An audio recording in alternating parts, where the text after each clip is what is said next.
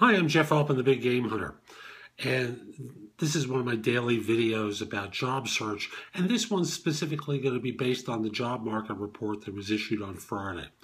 I'm recording this in the beginning of August 2015, so this is a period of time that's covering July 2015.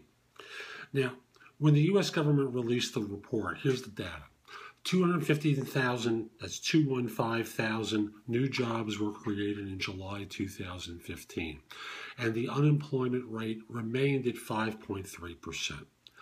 These days, that's pretty ho-hum. I have no idea what the talking heads said, but when all is said and done, this is pretty common in the way of what these reports indicate. Now, going a little bit further in the data, among the major worker groups, the unemployment rate for teens declined to 16.2%. That's pretty good for teenagers. I think that's down, 3 points over the course of the last year, somewhere in that area. For adult men, 4.8%, adult women, 4.9%, whites, 4.6%, blacks, 9.1%, Asians, 4.0%, Hispanics, 6.8%. Again, pretty much in line with the way the numbers tend to come out. Now, an interesting statistic I saw, the number of new entrants into the workforce decreased by 107,000 people. That's pretty much the same as it has been.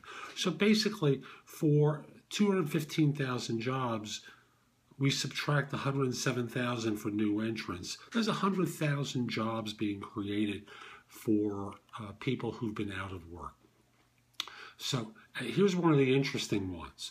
The labor force participation rate, the report is being unchanged at 62.6%, but in point of fact, the pure number went up by, I believe it was about 150,000. And that's the highest in U.S. history. So there are 93.6 million people who are currently not participating in the job market. Catch that number, 93.6 million people not even participating.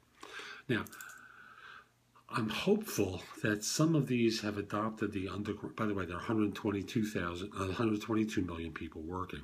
And I'm hopeful that of those 93.6, some are at least engaged in underground economy activities. So they're doing some things, but they're not able to collect unemployment. And it's unfortunate, but the way the government counts numbers, if you're not collecting unemployment, then you don't exist in the job market. Moving on, the number of people working part-time who would rather work full-time is at 6.3 million people. So if you take the 5.3 that I quoted earlier, it adds 6.3 for part-time. It's a lot of people still looking for full-time jobs. As a matter of fact, the way the statistics are offered up, and most people don't know this, but you have to just read the government report to notice this. When they say that 215,000 jobs were created, they're not telling you if those are full-time or part-time jobs. So there's overlap in that number of people who are working part-time who'd rather work full-time, and the number of new jobs created. To the government, a job is a job, but if you're someone who was an engineer and is now, swiping, their pen on a receipt at a Sam's Club or a BJ's or one of those places in order to make a few dollars, it's not the same, quite obviously, to you in terms of income or opportunity. You'd obviously rather go back to engineering, and there are people who have disappeared. They're not being counted as being unemployed. So they describe 1.9 million people marginally attached to the labor force, which is down by 251,000 from a year earlier. In other words, these are individuals who are not in the labor force, wanted and were available for work, and had looked for a job sometime in the prior 12 months, but they're no longer being counted because they hadn't searched in the previous month. So you can see how there are people who no longer are looking for work, and the numbers are still soaring. Now, here's some of the rest of the data, if I may. Unemployment in retail increased by 36,000 jobs. Then from there, actually, let me back up for a second. Total non-farm payroll employment increased by 215,000, compared with an average monthly gain of 246,000 for the previous 12 months.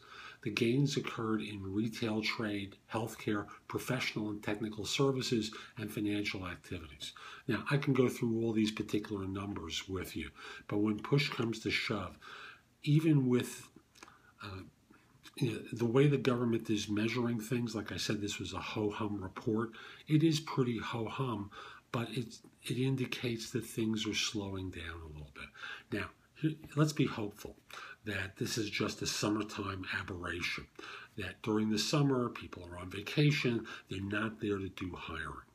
That in September, with the September report, things will pick up. Now, that's not the norm. Usually what happens is September, it slows down because firms who are on a calendar year basis are putting aside, they're working on budgets for the new year.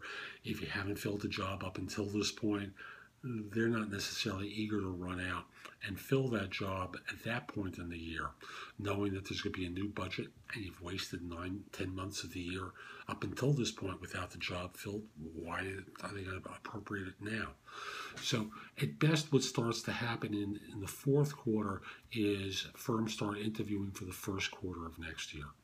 So like I said, a pretty ho-hum report. Overall, new jobs are being created, but at the end of the day, not at a pace fast enough to deal with some of the economic upheaval that is still going on in the United States.